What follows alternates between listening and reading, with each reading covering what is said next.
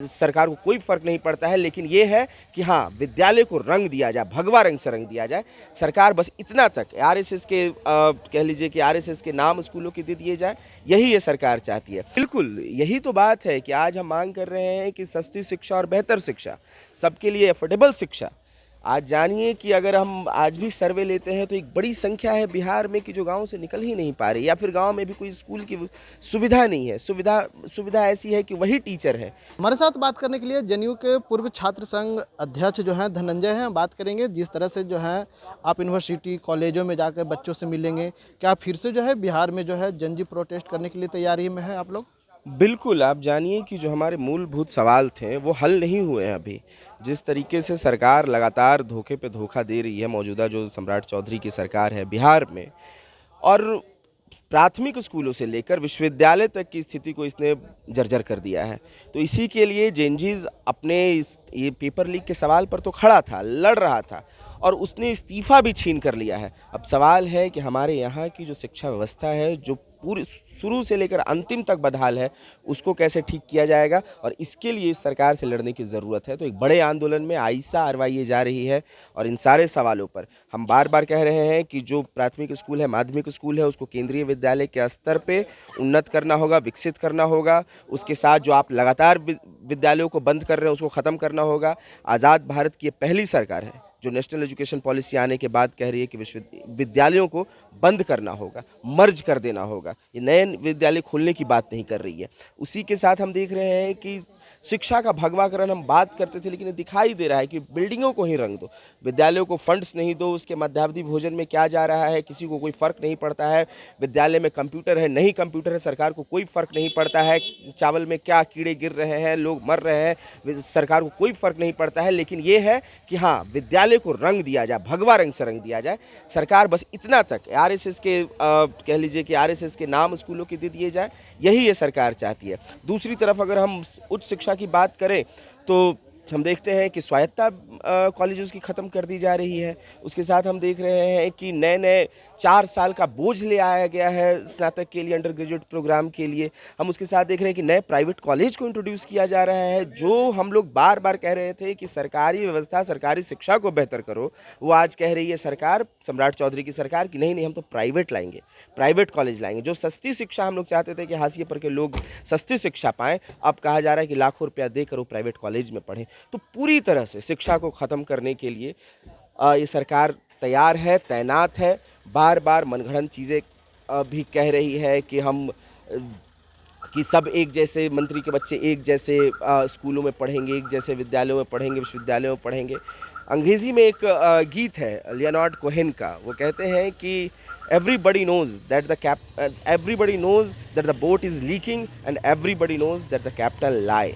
तो ये एक झूठा कैप्टन है, झूठा मुख्यमंत्री है जो हमेशा ठगने का काम कर रहा है। वही शिक्षा मंत्री का भी काम है। तो इस बार ये जेन अल्फ़ा इस चीज़ को जान चुके हैं, मान चुके हैं, और लड़ने के लिए तैयार है। नई लड़ाई में हम लोग जा रहे हैं। पूरे बिहार के विश्वविद्यालयों में छात्र युवा संसद करने जा रहे हैं। पूरे बिहार में छात्रों को हम लामबंद करने जा रहे हैं, और इस लड़ाई को तब तक लड़ा जाएगा जब तक जीत नहीं जाएंगे। लेकिन आप लोग को भगवाकरण से दिक्कत क्या है? दूसरी बात कि आपने लगातार जो है जनजी के प्रोटेस्ट को लेकर के बच्चों को उकसाने का काम करता है, ये सरकार की कहानी है। आपको, संदीप सौरभ को, कई जो आप लोग का जो संगठन का थे उनको जेल में करके गिरफ्तार करके जेल में डाल दिया गया। देखिए, दिक्कत ये है ना कि ये शिक्षा जो होती है, हम लोग हमेशा से मानते हैं शिक्षा एक सेकुलर सब्जेक्ट है। शिक्षा सेकुलरिज्म को बढ़ावा देता है कि जहाँ पे हर एक धर्म के लोग, हर एक पंथ के लोग के बच्चे पढ़ सकें, बेहतरी के साथ पढ़ सकें। लेकिन सवाल है कि जब आप एक रंग में चीज़ों को रंग देंगे, तो वो जो चेतना पैदा होनी चाहिए थी बराबरी की, एक साथ मिलजुल कर रहने की, वो चेतना ख़त्म हो जा रही है। संविधान की जो मूल चीज़ है कि जिसमें संविधान कहता है कि सबको बराबरी का अधिकार है, वो आप विद्यालय में ही ख़त्म कर देना चाहते हैं। तो इस तरीके का एक तरफा, एक रंगा चीज़ आप चाहते हैं कि करना विद्यालयों में, विश्वविद्यालयों में, तो ये बाबा साहब का देश है, भगत सिंह का देश है। ये इस चीज़ को बर्दाश्त नहीं करेगा, और इसी के खिलाफ हम लोग आंदोलन कर रहे हैं, इसी के खिलाफ हम लोग बोल रहे हैं। सस्ती शिक्षा नहीं होती थी क्या धनंजय जेएनयू ने पढ़ पाता?